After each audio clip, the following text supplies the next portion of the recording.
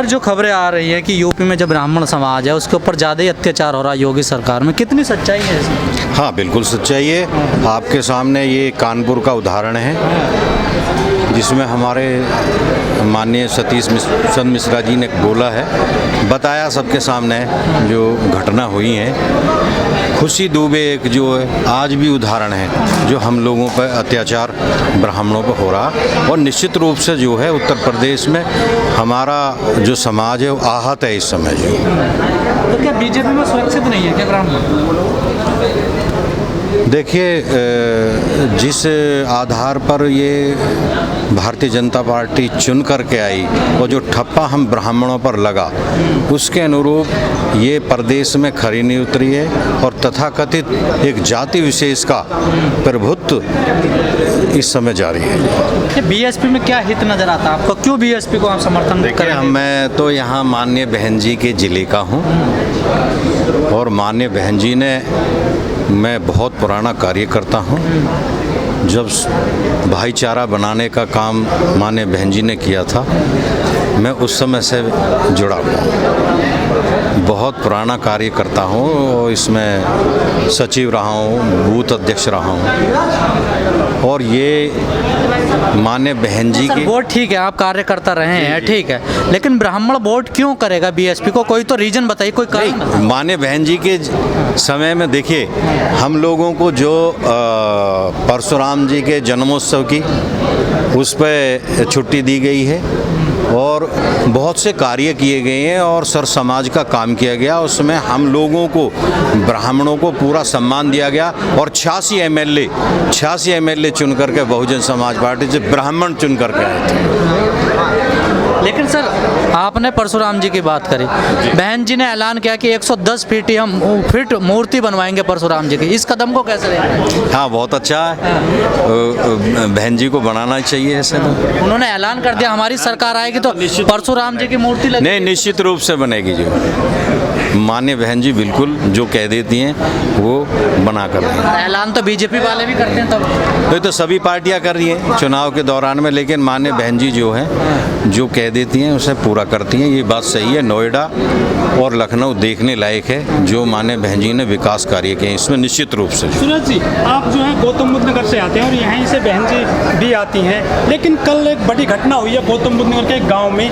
BJP के सांसद के नाम की शिलापट और विधायक के नाम की शिलापट को तोड़ दिया गया। हाँ। और जबकि वो कहते हैं कि तो गाँव को स्मार्ट बना रहे हैं। नहीं, इन्होंने भारतीय जनता पार्टी ने जो विकास लिए हुए गोद लिए हुए गांव थे वो अभी गोद में ही हैं, उसके अनुरूप ही लोग गुस्से में हैं कि जो ये शिलापट तोड़ा गया। हालांकि ये शिलापट किसी भी गणमान्य का द्वारा जो नहीं तोड़ना चाहिए, मैं इसके पक्ष में नहीं। गुस्सा तो इतना, लोग कह रहे हैं कि हम गाँव में घुसने भी नहीं देंगे बीजेपी वालों को। ये आपके सामने किसान आंदोलन के लोग जारी हैं आपके सामने।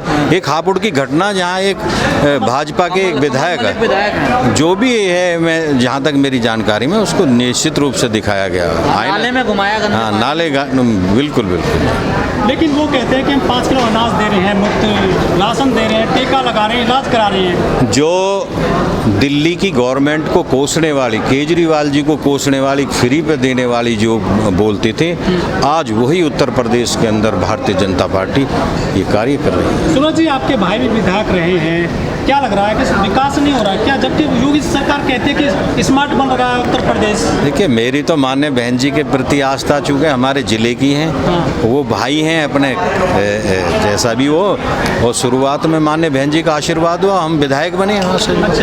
अच्छा सर, ब्राह्मण क्यों वोट देंगे बीएसपी को? वो तो किंग मेकर की भूमिका में रहते हैं। बहन जी हमारे ज़िले की हैं और हर ज़िले के अंदर माननीय बहन जी ने हमारे विप्र समाज को जो सम्मान देने का कार्य किया है, उसके विकास को देख करके, सम्मान को देख करके बहन जी 2012 में क्या हो गया था आप लोग? देखिए, जनता की आवाज़ नक्कारे खुदा होती है, ये आपके सामने है। और जनता का जो आदेश होता है वो सर्वमान्य होता है। सर, क्या उसमें कुछ लोग कहते हैं कि उत्तर प्रदेश में ठोकों की राजनीति चल रही है, ठाकुरवाद चल रहा है, कितना सत्य है ये? हाँ, कुछ हद तक तो है। कुछ हद तक लोगों में महसूस किया जा रहा है। ये आपके सामने कई घटना हुई हैं और योगी जी तो खुले मंच पे करें एक्सीडेंट हो जाता है, ये तो कोई बड़ी बात नहीं है। कानपुर की घटना को देख करके बहुत हम लोग आहत हैं, जिसमें निर्दोष लोग गिरफ्तार हुए और सरेआम लोगों तो को एक्सीडेंट बता रहे हैं ना योगी जी तो ये सारे देश के लोगों ने देखा है। उनके कहने से तो हम माननीय मुख्यमंत्री जी हैं, कुछ भी कह सकते हैं, मैं उसका वो नहीं कह सकता हूँ। धन्यवाद। क्या लग रहा है सर 2022 में किसकी सरकार आएगी? बस्पा की सरकार आएगी, बहन जी को मुख्यमंत्री बनाएंगे 5वीं बार। लेकिन बीजेपी बड़ा जोर जोर से प्रचार कर रही है, दिल्ली के आईटीओ से लेकर कनॉट पैलेस तक। जी। उत्तर प्रदेश को हमने स्मार्ट प्रदेश बना दिया है, नंबर और वन। गाँव भी जो स्मार्ट बन रहे हैं, नोएडा गेट नोएडा के। कुछ भी नहीं हुआ ऐसा कुछ, ये तो सब झूठ है, अच्छा। सरासर झूठ है। वो तो जुमलों की सरकार है, जुमलेबाजी करके अपनी सरकार बना ली। एक बार ब्राह्मणों को बेवकूफ़ बना लिया या बहकाए में आ गए, बार बार थोड़ी आएंगे। सर ब्राह्मण का भी बेवकूफ बन सकता है क्या? बन सकता है, बना है, वो तो प्रत्यक्ष है, किंग मेकर की भूमिका में होता है, मैं प्रत्यक्ष समझा। है। ब्राह्मण तो बेवकूफ़ बन चुका है, इनके जुमलों में आ गया था, किसने बनाया? बीजेपी के जुमलों में बहक गया था ब्राह्मण, अब वो सही जगह पे आ गया है वापस। बीएसपी में क्या अच्छा लगता है आपको? क्या हित है? बीएसपी का शासन है, मान सम्मान है, यहाँ तो कुछ भी नहीं मिला ब्राह्मण को। कि उप मुख्यमंत्री बनाए तो हैं, डिप्टी सीएम है डिप्टी सीएम बनने से उन्होंने क्या किया? कुछ नहीं किया। ब्राह्मण भी मारा गया है, ब्राह्मण को मारा है। शर्मा जी आपके क्षेत्र में बिजली 6 साल पहले बिजली को देख लीजिए, 5 साल पहले देख लीजिए कितने रुपए जाते थे बिल के। ट्यूबवेल के बिल कई गुना बढ़ गया है, बिजली उतनी नहीं मिल रही है जितना बिल बढ़ गया है, तो शोषण हुआ है हर तरह से। लेकिन सर 4.5 साल कार्यकाल हो गए योगी जी को, अब 7 महीने बाद चुनाव होना है। वैसे तो आप विरोध कर ही रहे हैं, लेकिन कोई तो काम आपकी नज़र में अच्छा होगा? हमारी नज़र में कोई काम अच्छा नहीं हुआ जी, जिसे गिनाया जा सके। कोई काम गिनाने लायक ही नहीं? गिनाने लायक नहीं हुआ। विकास पैदा नहीं हुआ, रोजगार पैदा नहीं हुए, भुखमरी फैली हुई है, किसान का शोषण हो रहा है। जब यूरिया 4.5 साल पहले आधे रेट में मिल रहा था किसान को, आज दूने रेट में मिल रहा है। लेकिन डीएपी दूने से भी ज़्यादा रेट में मिल रहा है। 2000 किस्त मिलती है 3 महीने में। सम्मान निधि दे रहे हैं किसान? क्या जरूरत थी इसको? किसान को भिखारी बना दिया, क्या जरूरत थी 2000 देने की? बीजेपी वाले उसका जो हक है किसान का, उसे मिलना चाहिए था। किसान की जो उपज है उसे खरीदने वाला पैदा नहीं है। क्या जरूरत थी? किसान की उपज को सही रेट में खरीदा जाए, बीज खाद उसे सही रेट में मिले। बीज के रेट हो गए दोगुने चौगुने, खाद के रेट हो गए दोगुने चौगुने, उसकी उपज का कुछ भी नहीं बढ़ा, घटा है रेट। 4.5 साल पहले जो रेट था गेहूं का या बाजरे का, वो आज भी नहीं मिल रहा है। रेट बता दिया गवर्नमेंट ने 2100 रुपये, 2200 रुपये बाजरा मक्का, बिकी 1000 रुपये। सर जो किसानों का गुस्सा है, पिछले 8.5 महीने से बॉर्डरों पे बैठे हैं, किसान आंदोलन कर रहे हैं, क्या वो भी मुद्दा बनेगा 2022 के हाँ चुनाव? बिल्कुल बनेगा, बिल्कुल मुद्दा है, मुख्य मुद्दा है। किसान दुखी है, आत्महत्या के लिए विवश है। बिजली का बिल कई गुना बढ़ गया, बिजली उसने मिली नहीं, उसे उपज का अपना सही मूल्य नहीं मिला। लेकिन सर राकेश टिकैत ने अभी पिछले 1 महीने के अंदर कई बार बहन जी की तारीफ करी है। उन्होंने कहा है कि हमारे गन्ने पर पैसे बढ़ाए थे, शासन अच्छा था। क्या समझा जाए इसके इस बयानों का?